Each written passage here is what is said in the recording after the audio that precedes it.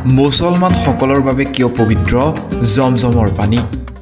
পবিত্ৰ জমজম পানীৰ আঁৰৰ ৰহস্য কি? হজ যাত্ৰা মুছলমানসকলৰ বাবে এক পবিত্ৰ যাত্ৰা। এই যাত্ৰা কৰাৰ লগে লগে আল্লাহে সকলো ভুল ক্ষমা কৰি দিয়ে বুলি বিশ্বাস মুছলমানসকলৰ, আৰু সেয়েহে বিশ্বৰ কোটি কোটি মুছলমানে হজ যাত্ৰা কৰে। আৰু এই হজ যাত্ৰাৰ পিছতেই তেওঁলোকে পবিত্ৰ জমজমৰ পানীও লগত লৈ আনে। মক্কা চহৰৰ এটা বিশেষ কুঁৱাৰ পৰা ওলোৱা এই পানী চমৎকাৰী।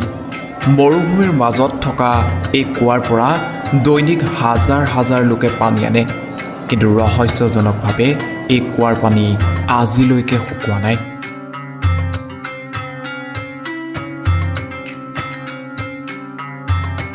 জমজম পানীৰ আঁৰত আছে এক কাহিনী।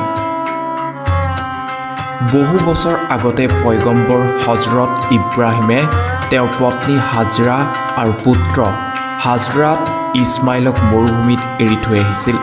পুত্ৰ ইছমাইলৰ পানীৰ পিয়াহ লাগিছিল, কিন্তু সেই স্থানত দূৰ দূৰলৈকে পানী নাছিল।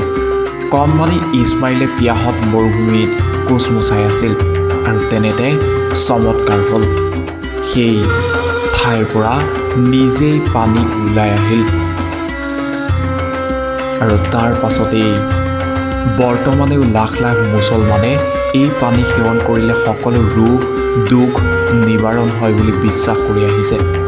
গৱেষকসকলেও আজিও সেই পানীৰ উৎস উলিয়াব পৰা নাই।